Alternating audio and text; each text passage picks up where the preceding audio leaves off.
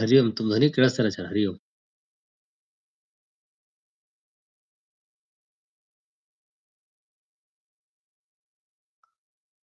ಮಕ್ಕಳು ರೆಡಿ ಇದ್ದಾರಾ? ಹಾ ಆರ್ಯ. ಹೇಳಿ.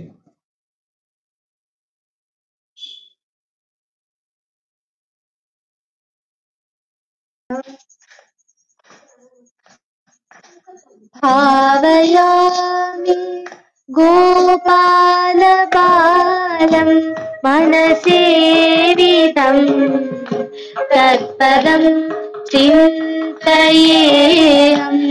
ಸದಾ ಭಾವಯಾಮಿ ಗೋಪಾಲ ಬಾಲಂ ಮನಸೇವಿತಂ ತತ್ಪದಂ ಚಿಂತಯೇಹಂ ಸದಾ ಭಾವಯಾ ಕಟಿತಟಿತ ಮೇಖಲಾ ಖಚಿತಮಣಿ ಖಂಡಿಕಾ ಕಟಲನಿನದೇನ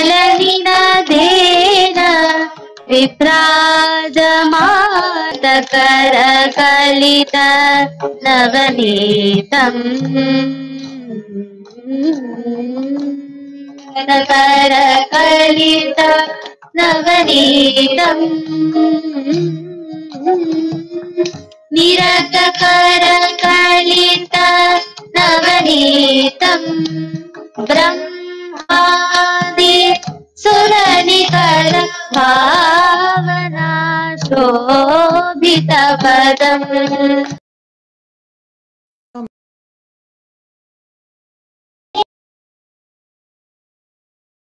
ಬ್ರಹ್ಮಾದಿ ಸುರನಿಕರ ಭಾವನಾ ಶೋಭಿತ ಪದಂ.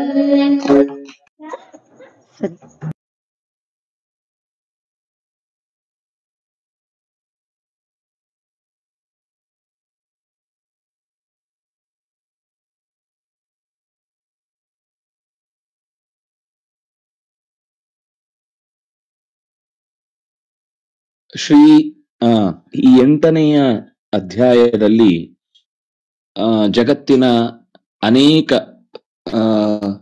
ಪ್ರಕೃತಿ ಮತ್ತು ಪುರುಷರ ನಡುವಿನ ಸಂಬಂಧವನ್ನ ನಿರೂಪಣೆ ಮಾಡಿದ ನಂತರ ಈಗ ಇನ್ನೂ ಮುಖ್ಯವಾದ ಒಂದು ಸಂಗತಿಯನ್ನು ನಾನು ಹೇಳ್ತೇನೆ ಅಂತ ಕೃಷ್ಣನೇ ಪ್ರತಿಜ್ಞೆ ಮಾಡಿ, ಜ್ಞಾನಂ ವಿಜ್ಞಾನ ಸಹಿತಂ. ಜ್ಞಾನ ಅಂದ್ರೆ ಒಂದು ವಿಷಯದ ಸಾಮಾನ್ಯ ತಿಳುವಳಿಕೆ, ವಿಜ್ಞಾನ ಅಂದ್ರೆ ಆ ವಿಷಯದ ಆಳವಾದ ಅರಿವು. ಈಗ ರೇಡಿಯೋ ಅಂತಂದ್ರೆ ನಮ್ಗೆ ಸಾಮಾನ್ಯ ಗೊತ್ತಿದೆ, ಆದ್ರೆ ರೇಡಿಯೋದಲ್ಲಿ ಏನಾದ್ರೂ ಒಂದು ಪದಾರ್ಥ ಹಾಳಾದ್ರೆ ಅದನ್ನ ಸರಿ ಮಾಡ್ಲಿಕ್ಕೆ ಗೊತ್ತಿದ್ರೆ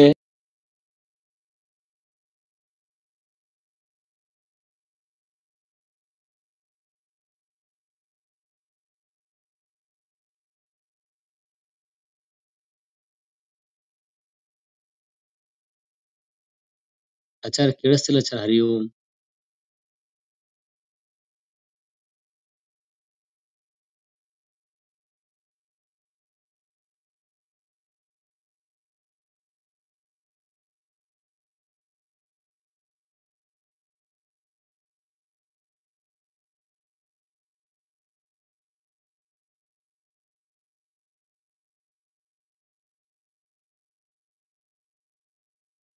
ವ್ಯತ್ಯಾಸದಿಂದ ಬದಲಾಗುತ್ತೆ, ದೇಹದಲ್ಲಿ ಆರೋಗ್ಯ ಕೆಡುತ್ತೆ. ಕೆಲವು ನಮ್ಮ ಓಡಾಟದ ಪ್ರದೇಶಗಳ ವ್ಯತ್ಯಾಸದಿಂದ ಮನಸ್ಥಿತಿ ದುರ್ಬಲವಾಗುತ್ತೆ. ಇದನ್ನ ಗುರುತಿಸಿ ಅದಕ್ಕೆ ವ್ಯತ್ಯಾಸವನ್ನ ಕಂಡು ಹಿಡಿಕೊಂಡ್ರೆ ಅದು ವಿಜ್ಞಾನ ಅಂತ ಆಗುತ್ತೆ. ಏನೋ ಒಂದು ರೋಗ ಇದೆ ಅಂದ್ರೆ ನಮ್ಗೆ ಯಾವ ಪದಾರ್ಥದಿಂದ ಅಲರ್ಜಿ ಉಂಟಾಗ್ತಾ ಇದೆ ಅನ್ನೋದನ್ನ ತಿಳಿದ್ರೆ ಅಷ್ಟರಿಂದಲೇ ನಮ್ಮ ಆರೋಗ್ಯವನ್ನ ಸುಧಾರಿಸಿಕೊಳ್ಳಿಕ್ ಸಾಧ್ಯ ಆಗುತ್ತೆ. ರೋಗದ ಪ್ರತಿರೋಧಕ್ಕೆ ಮದ್ದನ್ನೇ ಉಪಯೋಗಿಸದೆ ಇದು ವಿಜ್ಞಾನ ಅಂತ ಕರೆಯಲಾಗುತ್ತೆ. ಕೃಷ್ಣ ಹೇಳ್ತಾನೆ, ಇದಂತು ತೇ ಗುಹ್ಯತಮಂ ಪ್ರವಕ್ಷ್ಯಾಮಿ. ನಾನ್ ನಿನಗೆ ಅತ್ಯಂತ ಗುಟ್ಟಾದ ಒಂದು ಸಂಗತಿಯನ್ನು ಹೇಳ್ತೇನೆ.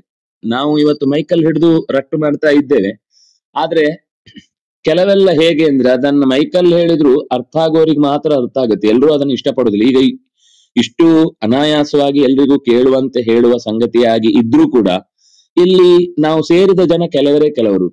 ಯಾಕೆಂದ್ರೆ ಇದು ಬೇಕು ಅಂತ ಬಯಕೆ ಬಂದ ಮೇಲೆ ಅದರಿಂದ ಒಂದಿಷ್ಟು ವಿಷಯ ತಿಳಿಯುತ್ತೆ. ಅನಸೂಯವೇ ಪ್ರವಕ್ಷ್ಯಾಮಿ ಒಂದು ಮುಖ್ಯ ಲಕ್ಷಣವನ್ನ ಹೇಳ್ತಾನೆ ಅರ್ಜುನನ ಕುರಿತಾಗಿ. ನಾನು ಯಾಕೆ ನಿಂಗೆ ಹೇಳ್ತಾ ಇದ್ದೇನೆ ಅಂದ್ರೆ, ನೀನು ಕಿಚ್ಚು ಪಡದೆ ಮೆಚ್ಚುವವನು ಅನ್ನುವ ಕಾರಣಕ್ಕಾಗಿ. ನೀನು ಹೊಟ್ಟೆ ಕಿಚ್ಚಿಲ್ದೆ ಒಂದು ವಿಷಯವನ್ನ ಕೇಳಿ ಆನಂದ ಪಡ್ತಿ, ಮತ್ತೆ ಅದನ್ನು ಇನ್ಯಾರಿಗಾದ್ರೂ ಹೇಳಬೇಕು ಅನ್ನೋ ಪ್ರಸಂಗ ಬಂದ್ರೆ ನೀನು ಹೇಳಲಿಕ್ಕೂ ಲಾಯಕ್ಕಿದ್ದಿ.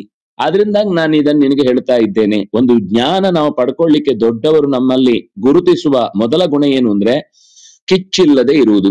ಇದು ನಮಗೆ ಭಾಗವತದ ಆರಂಭದಲ್ಲೂ ಕೂಡ ನಿರ್ಮತ್ಸರಾಣಾಂ ಸತಾಂ ವೇದ್ಯಂ ವಾಸ್ತವಮತ್ರ ವಸ್ತು ಶಿವದಂ ತಾಪತ್ರಯೋನ್ಮೂಲನಂ ಅಂತ ನಿರೂಪಣೆ ಮಾಡುವಾಗ ನಿರ್ಮತ್ಸರರಾದಂತಹ ವ್ಯಕ್ತಿಗಳಿಗೆ ಈ ಶಾಸ್ತ್ರದ ಅಧ್ಯಯನಕ್ಕೆ ಪ್ರವೇಶಕ್ಕೆ ಅವಕಾಶ ಇದೆ ಅನ್ನುವ ಈ ಮಾತನ್ನ ಎಲ್ಲ ಕಡೆನೂ ನಾವು ನೋಡ್ತೇವೆ. ಒಂದು ವಿದ್ಯೆ ಬರಬೇಕಾದ್ರೆ ಮೊದಲು ನಮ್ಮಲ್ಲಿ ಸಿದ್ಧಿಯಾಗಬೇಕಾದದ್ದು ಏನು ಅಂತಂದ್ರೆ, ನಮ್ಗೆ ಯಾವುದೇ ವಿಷಯದಲ್ಲೂ ಹೊಟ್ಟೆ ಕಿಚ್ಚಿರಬಾರದು.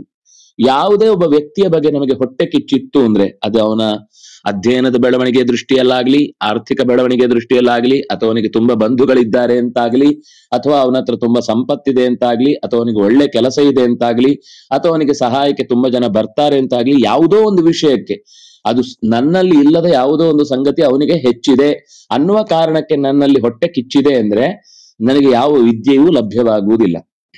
ಅದರಿಂದಾಗಿ ಕೃಷ್ಣ ಹೇಳ್ತಾನೆ, ಒಂದು ಭಾಗವತದಲ್ಲಿ ಇನ್ನೊಂದ್ ಕಡೆ ಇದೇ ವಿಷಯಕ್ಕೆ ಸಂಬಂಧಪಟ್ಟಂತೆ ಮಾತು ಹೇಳುವಾಗ, ಯಾವ ವ್ಯಕ್ತಿ ಯಾವ ವಿಷಯದಲ್ಲಿ ಇನ್ನೊಬ್ಬನ ಬಗ್ಗೆ ಅಸೂಯೆ ಪಡುತ್ತಾನೋ ಅವನ ಇಡೀ ಜೀವಮಾನದಲ್ಲಿ ಆ ವಸ್ತುವನ್ನು ಮತ್ತೆ ಪಡ್ಕೊಳ್ಳಿಕ್ ಸಾಧ್ಯ ಆಗುದಿಲ್ಲ, ಅಷ್ಟು ಅವನು ಅದರಿಂದ ದೂರವಾಗ್ತಾನೆ.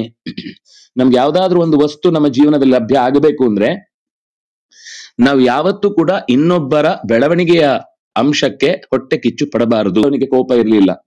ನಮಗೆ ಅಸೂಯೆಯಲ್ಲಿ ಎರಡು ತರ ಇದೆ, ಒಂದು ಮತ್ಸರ, ಇನ್ನೊಂದು ಅಸೂಯೆ. ಮತ್ಸರ ಅಂದ್ರೆ ನಾನು ಅವನಷ್ಟು ಕಲೀಲಿಲ್ಲ ಅನ್ನುವ ಕಾರಣಕ್ಕಾಗಿ ಅವನಿಗೆ ವ್ಯಥೆ ಆಯ್ತು ಹೊರತು ನನಗೆ ಹೇಳಿಕೊಡದ್ದನ್ನು ಅವನಿಗೆ ಯಾಕೆ ಹೇಳ್ಕೊಟ್ರಿ ಅಂತ ಅವನು ಆಕ್ಷೇಪ ಮಾಡ್ಲೇ ಇಲ್ಲ. ಹಾಗಾಗಿ ಕೃಷ್ಣ ಇಲ್ಲಿ ಅವನನ್ನ ಅನಸೂಯವೇ, ನೀನ್ ಯಾವತ್ತೂ ಹೊಟ್ಟೆ ಕಿಚ್ಚು ಪಟ್ಟವನಲ್ಲ, ಇನ್ನೊಬ್ಬರ ಬೆಳವಣಿಗೆಗೆ ಕರುಬಿದವನಲ್ಲ, ಹೊಟ್ಟೆ ಸಿಡಿಗೊಂಡವನಲ್ಲ, ಕೈ ತಿಕ್ಕಿಕೊಂಡವನಲ್ಲ. ಆದ್ರಿಂದ ನಿನಗೆ ಪ್ರವಕ್ಷ್ಯಾಮಿ. ಏನ್ ಹೇಳ್ತೇನೆ? ಜ್ಞಾನಂ ವಿಜ್ಞಾನ ಸಹಿತಂ, ವಿಜ್ಞಾನ ಸಹಿತವಾದ ಜ್ಞಾನವನ್ನ ನಾನು ನೀನು ಕೊಡ್ತೇನೆ. ಯಾವುದನ್ನ ತಿಳಿದರೆ ಅಶುಭಾತ್ ಮೋಕ್ಷ್ಯಸೆ ಯಜ್ಞಾತ್ವ, ಎಂಥ ತಿಳಿವನ್ನ ಪಡೆದರೆ, ಆ ತಿಳಿವಿನ ವಿಸ್ತಾರವನ್ನ ಅರ್ಥ ಮಾಡಿಕೊಂಡ್ರೆ ಈ ಸಂಸಾರದ ಜಂಜಾಟದಿಂದ ಬಿಡುಗಡೆ ಆಗ್ಲಿಕ್ಕೆ ಯಾವುದರಿಂದ ಸಾಧ್ಯವಾಗುತ್ತೋ, ಅಶುಭದಿಂದ ಯಾವುದು ಪಾರು ಮಾಡುತ್ತೋ ಅಂತಹ ಜ್ಞಾನವನ್ನ ನಾನು ನಿನಗೆ ಉಪದೇಶ ಮಾಡುತ್ತೇನೆ ಅಂತ ಕೃಷ್ಣ ಇಲ್ಲಿ ಅವನಿಗೆ ಎಚ್ಚರಿಕೆಯನ್ನ ಕೊಟ್ಟು ಈ ಜ್ಞಾನದ ಮಹತ್ವವನ್ನೂ ಹೇಳಿದ, ನೀನ್ ಎಂಥವನು ಅಂತನೂ ನೆನಪಿಸಿದ. ಅದರ ಜೊತೆಗೆ ಈ ವಿಷಯವನ್ನು ತಿಳಿಯುವುದರಿಂದ ನಮಗೆ ಲಾಭ ಏನಿದೆ? ಅಶುಭದಿಂದ ಬಿಡುಗಡೆ, ಮೋಕ್ಷ್ಯಸೆ, ಜಗತ್ತಿನ ಕುತ್ತಿನಿಂದ ಪಾರಾಗುವೆ, ನಿನಗೆ ಅನೇಕ ತರದ ತೊಂದರೆಗಳು ಉಂಟಾಗುವುದನ್ನ ಈ ತಿಳುವಳಿಕೆಯಿಂದ ನೀನು ಪರಿಹರಿಸಿಕೊಳ್ಳಬಹುದು ಅನ್ನೋದನ್ನ ಇಲ್ಲಿ ಹೇಳಿದ. ಮತ್ತೆ 2ನೇ ಶ್ಲೋಕಕ್ಕೆ ಹೋಗೋಣ. ಮಧ್ಯದಲ್ಲಿ ಮತ್ತೊಂದು ಗೀತೆ. ಮಕ್ಕಳ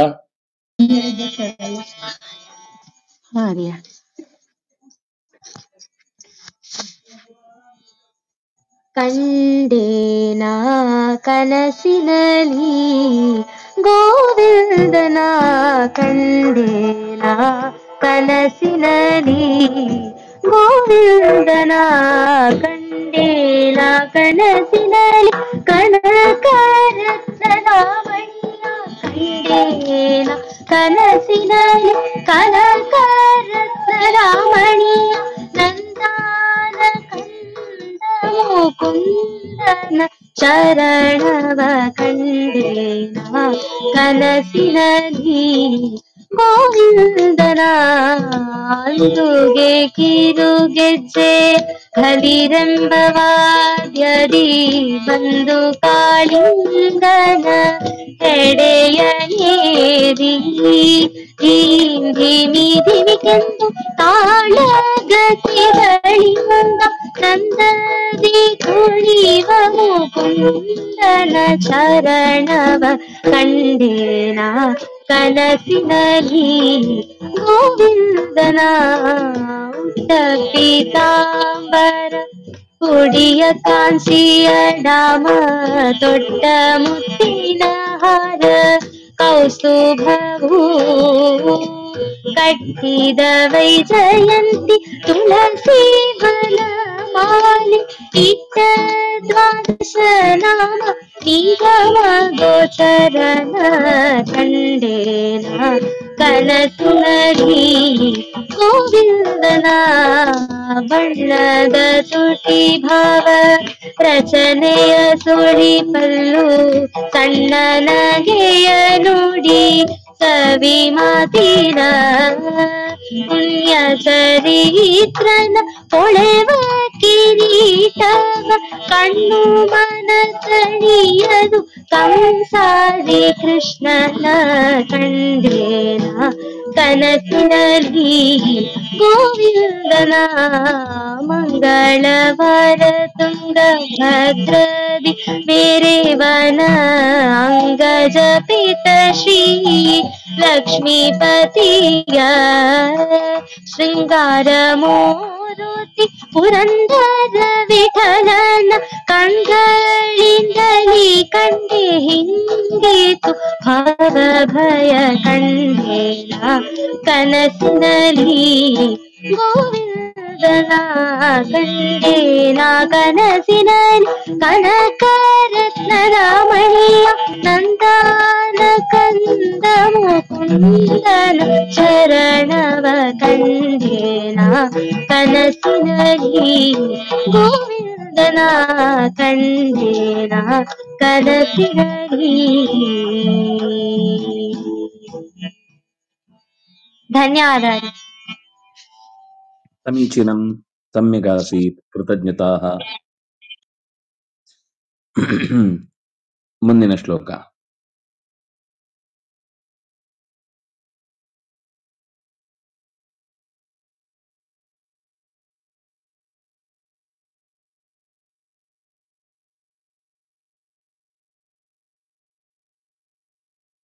ಕೃಷ್ಣ ಈ ಪದ್ಯದಲ್ಲಿ ಈ ಜ್ಞಾನ ಎಂಥದ್ದು, ಎಷ್ಟು ವಿಶೇಷವಾದದ್ದು ಅನ್ನುವುದನ್ನ ಈ ಪದ್ಯದ ಈ ಸಾಲಿನಲ್ಲಿ ಹೇಳ್ತಾ ಇದ್ದಾನೆ.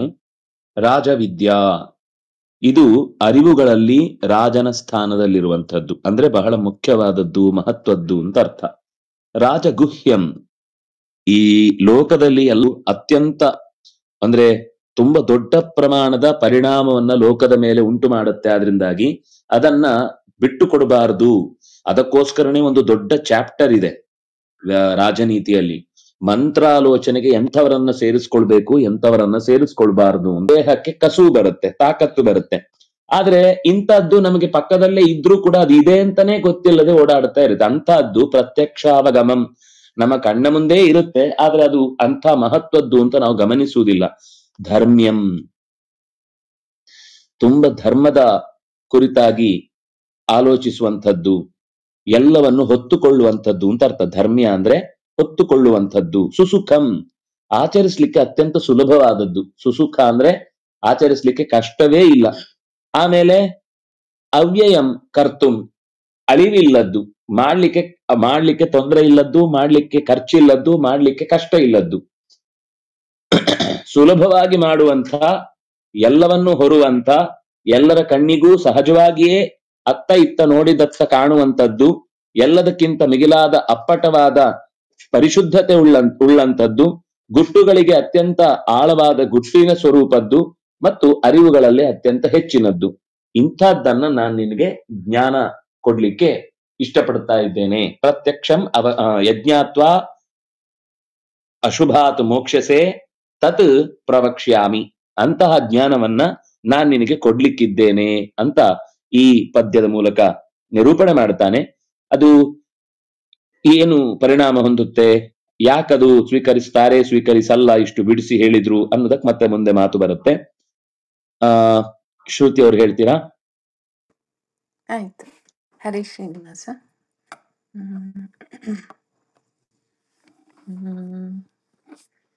ಗೋವಿಂದ ಗೋವಿಂದ ಅತಿ ಆನಂದ,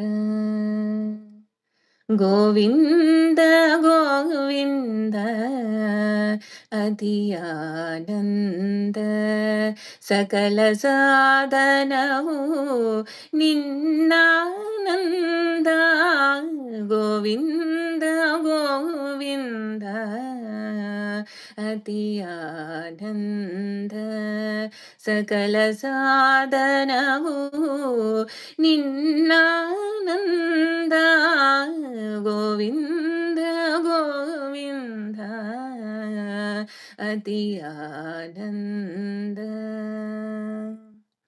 ಅಣುರೇಣು ತೃಣಕಾಷ್ಟ ಪರಿಪೂರ್ಣ ಗೋವಿಂದ ಅಣುರೇಣು ತೃಣಕಾಷ್ಟ ಪರಿಪೂರ್ಣ ಗೋವಿಂದ ನಿರ್ಮಲಾತ್ಮಕನಾಗಿ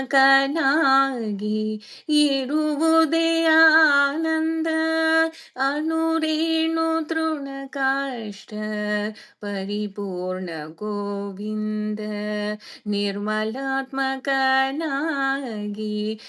ಇರುವುದೇ ಆನಂದ ಗೋವಿಂದ ಗೋವಿಂದ ಅತಿಯಾನಂದ ಸಕಲ ಸಾಧನವು ನಿನ್ನಾನಂದ ಗೋವಿಂದ ಗೋವಿಂದ ಅತಿಯಾನಂದ ಸೃಷ್ಟಿ ಸ್ಥಿತಿ ಲಯ ಕಾರಣ ಗೋವಿಂದ ಸೃಷ್ಟಿ ಸ್ಥಿತಿ ಲಯ ಕಾರಣ ಗೋವಿಂದ ಈ ಪರಿಮಹಿಮೆಯ ತಿಳಿಯುವುದೇ ಆನಂದ ಸೃಷ್ಟಿ ಸ್ಥಿತಿ ಲಯ ಕಾರಣ ಗೋವಿಂದ ಈ ಪರಿಮಹಿಮೆಯ ತಿಳಿಯುವುದೇ ಆನಂದ ಮಂಗಳ ಮಹಿಮ ಶ್ರೀ ಪುರಂದರ ವಿಠಲ ಮಂಗಳ ಮಹಿಮ ಶ್ರೀ ಪುರಂದರ ವಿಠಲ ಇಂಗದೆ ದಾಸರ ಸಲಹುದೇ ಆನಂದ ಗೋವಿಂದ ಗೋವಿಂದ ಅತಿಯಾನಂದ ಗೋವಿಂದ ಗೋವಿಂದ ಅತಿಯಾನಂದ ಸಕಲ ಸಾಧನವು ನಿನ್ನಾನಂದ ಗೋವಿಂದ ಗೋವಿಂದ ಅತಿಯಾನಂದ. ಹರೇ ಶ್ರೀನಿವಾಸ. ಕೃತಜ್ಞತೆಗಳು. ಇನ್ನೊಂದು ಪದ್ಯ ಗೀತೆಯದ್ದು ಓದಿ.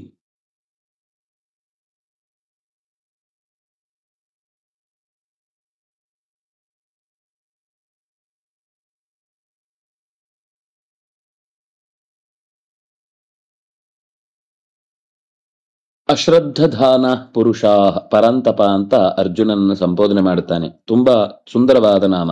ಪರಂ ತಾಪಯತಿ, ಪರರನ್ನು ತಪನ ಅಂದ್ರೆ ಸುಟ್ಟು ಬಿಡುವವನು ಅಂತ ಒಂದರ್ಥ.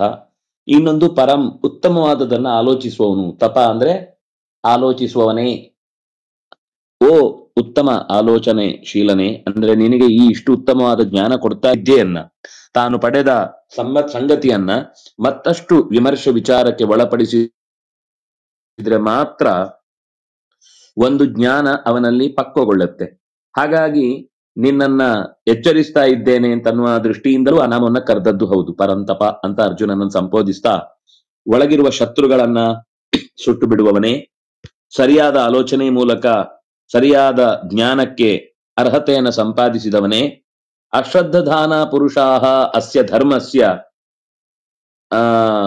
ಈ ಧರ್ಮದ ಬಗೆಗೆ, ಈ ಎಲ್ಲವನ್ನು ಹೊತ್ತು ನಿಲ್ಲುವಂತಹ ಧರ್ಮದ ಬಗೆಗೆ ಅಶ್ರದ್ಧಧಾನಾಹ ನಂಬಿಕೆ ಇಡದೇ ಇರುವಂತಹ ಮನುಷ್ಯರು ಅಪ್ರಾಪ್ಯ ಮಾಂ ನನ್ನನ್ನ ಪಡೆಯದೆ ಮೃತ್ಯು ಸಂಸಾರ ವರ್ತಮನಿ ನಿವರ್ತಂತೆ, ಸಂಸಾರದ ಚೌಕಟ್ಟಿನ ಒಳಗೆ ಬಿದ್ದು ಒದ್ದಾಡ್ತಾರೆ, ಜಾರಿ ಹೋಗ್ತಾರೆ. ಅವ್ರು ಮತ್ತೆ ವಾಪಸ್ಸು ಈ ಸೃಷ್ಟಿಯ ಚಕ್ರದಿಂದ ಹೊರಕ್ಕೆ ಬರುವ ದಾರಿಯನ್ನು ಕಳ್ಕೊಳ್ತಾರೆ ಅಂತ ಅರ್ಥ.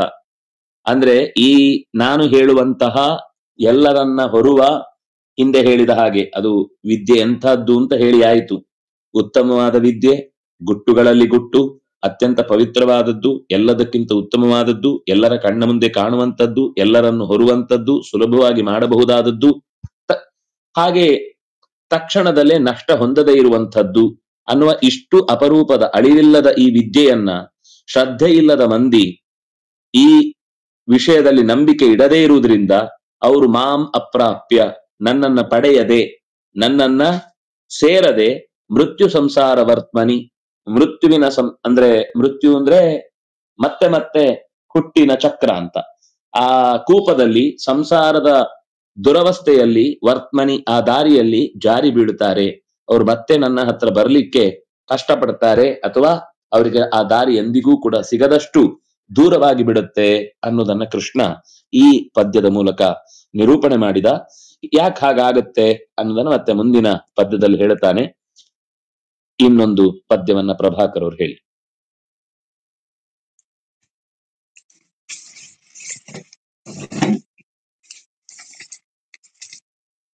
ಬೇವು ಬೆಲ್ಲದೊಳಿಡಲೇನು ಫಲ, ಆವಿಗೆ ಹಾಲೆರಿದೇನು ಫಲ. ಬೇವು ಬೆಲ್ಲದೊಳಿಡಲೇನು ಫಲ, ಆವಿಗೆ ಹಾಲೆರಿದೇನು ಫಲ. ಕುಟಿಲವ ಬಿಡದಿಹ ಕುಜರು ಮಂತ್ರವ ಪಠನೆಯ ಮಾಡಿದರೇನು ಫಲ.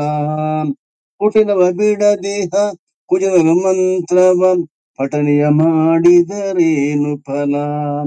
ಸಟೆಯನ್ನಾಡುವ ಮನುಜರು ಮನದಲ್ಲಿ ವಿಠಲನ ನೆನೆದರೆ ಏನು ಫಲ. ಏನು ಫಲ, ಏನು ಫಲ, ಬೇವು ಬೆಲ್ಲದುಳಿಡಲೇನು ಫಲ. ಕಪಟತನದಲ್ಲಿ ವಂಚಿಸುವ ಮನುಜರು ಜಪಗಳ ಮಾಡಿದರೇನು ಫಲ.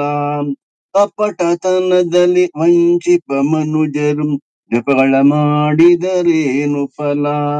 ಕುಪಿತ ಬುದ್ಧಿಯನ್ನು ತ್ಯಜಿಸದ ನಿರಂತರ ಉಪವಾಸ ಮಾಡಿದರೇನು ಫಲ. ಏನು ಫಲ, ಏನು ಫಲ, ಬೇವು ಬೆಲ್ಲದುಳಿಡಲೇನು ಫಲ. ಮಾತಾ ಪಿತರನ್ನು ಬಳಸುವಾತನು ಯಾತ್ರೆಯ ಮಾಡಿದರೇನು ಫಲ. ಘಾತಕತನವನ್ನು ಬಿಡದೆ ನಿರಂತರ ಗೀತೆಯನ್ನೋದಿದರೇನು ಫಲ. ಏನು ಫಲ, ಏನು ಫಲ, ಬೇವು ಬೆಲ್ಲದುಳಿಡಲೇನು ಫಲ. ಪತಿಯನ್ನು ನಿಂದಿಪ ಬೊಗಳುವ ಸತಿಯರು ವ್ರತಗಳ ಮಾಡಿದರೇನು ಫಲ. ಪತಿಯನ್ನು ನಿಂದಿಸಿ ಬೊಗಳುವ ಸತಿಯರು ವ್ರತಗಳ ಮಾಡಿದರೇನು ಫಲ. ಅತಿಥಿಗಳೆಡೆಯಲ್ಲಿ ಜೀವನ ಮಾಡುತ್ತ ಗತಿಯನ್ನು ಬಯಸಿದರೇನು ಫಲ.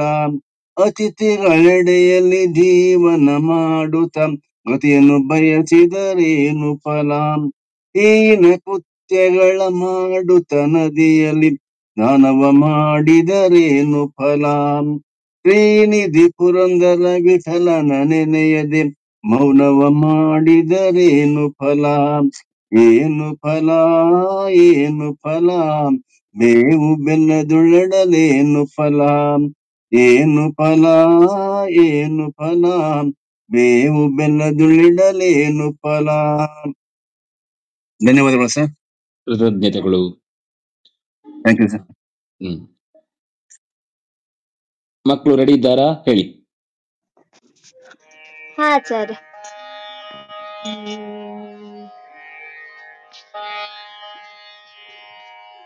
ಗೋಕುಲ ವೃಂದಾವನ ಸುಂದರಂ ಗೋಪಾಲ ಕೃಷ್ಣಂ ಭಜೆ ಅನಿಶಂ. ಗೋಕುಲ ವೃಂದಾವನ ಸುಂದರಂ ಗೋಪಾಲ ಕೃಷ್ಣಂ ಭಜೆ ಅನಿಶಂ.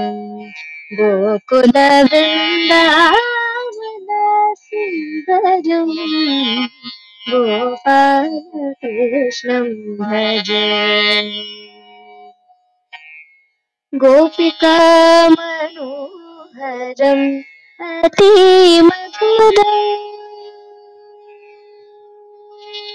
गोपिका मनोहरम् अतिमधुरम् गोपिका मनोहरम् अतिमधुरम् गानानन्दकम्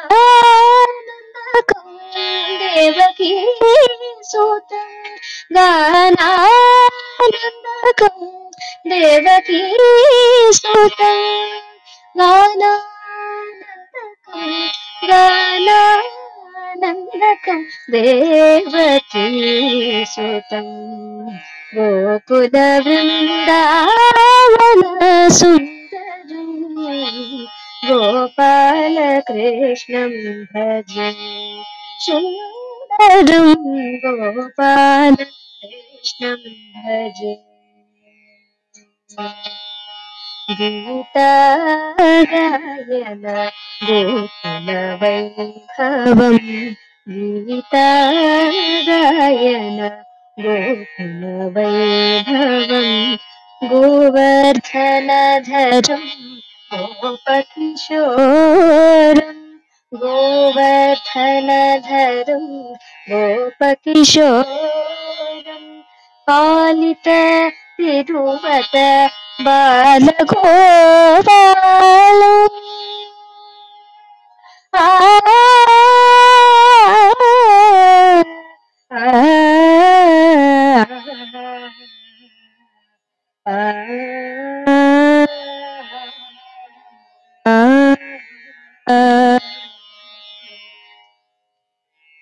पालित तिरुवत बालगोपाल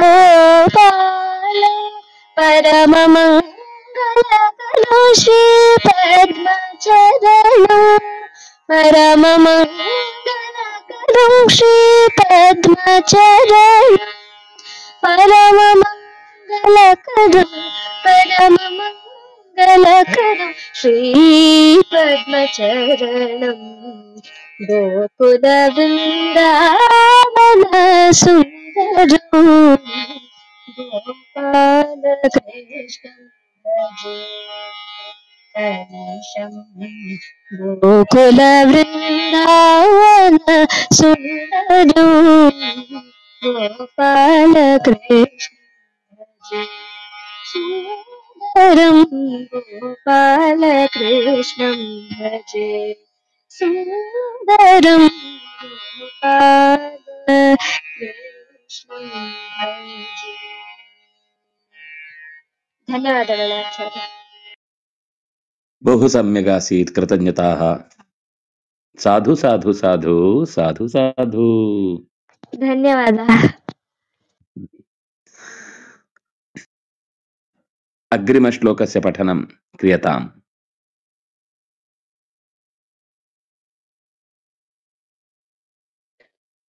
ಮುಂದಿನ ಶ್ಲೋಕ ಓದಿ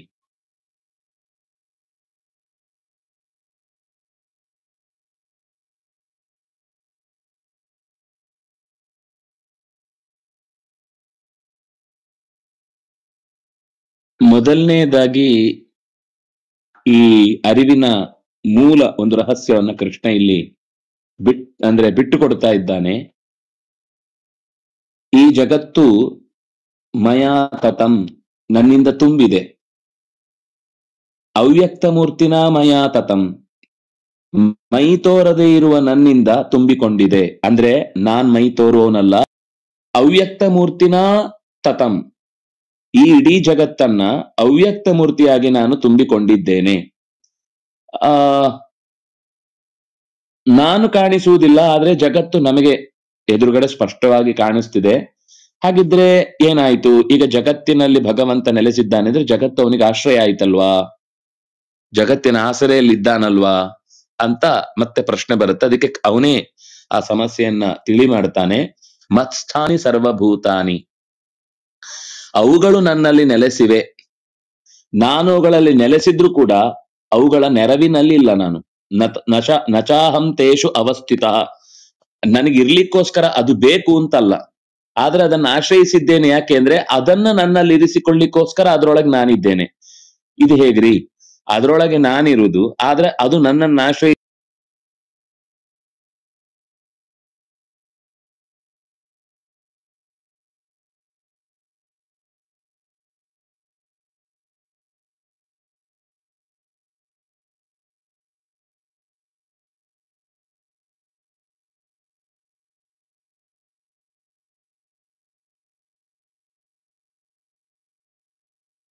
ಶ್ರೂಯತೆಯಾ? ಆಮಾಚಾರ್ಯ. ಮುಂದಿನ ಶ್ಲೋಕ.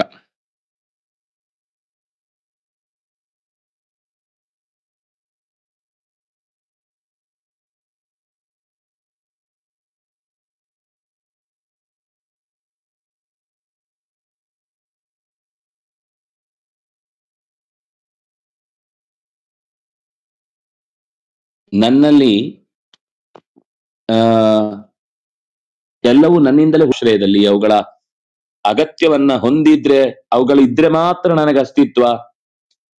ಈಗ ಆ ತಟ್ಟಿರಾಯನನ್ನು ಹೊತ್ತುಕೊಳ್ಳುವವನಿಗೆ ತಟ್ಟಿರಾಯಿ ಇದ್ರೆ ಮಾತ್ರ ಅವನು ಕುಣಿಸ್ಲಿಕ್ಕಾಗುತ್ತೆ. ಅಂದ್ರೆ ಅದನ್ನ ಆಶ್ರಯಿಸಿಕೊಂಡೇ ಅವನು ಜೀವನ ಮಾಡ್ತಾ ಇದ್ದಾನೆ. ಅದಿಲ್ಲದೆ ಇದ್ರೆ ಅವನಿಗೆ ಬದುಕಿಲ್ಲ. ಕಟ್ಟುವರುಂಟು, ದಾನ ಮಾಡುವರುಂಟು, ಋಣವ ಕೊಟ್ಟುವರುಂಟು, ಋಣ ಮಾಡಿದವರುಂಟು,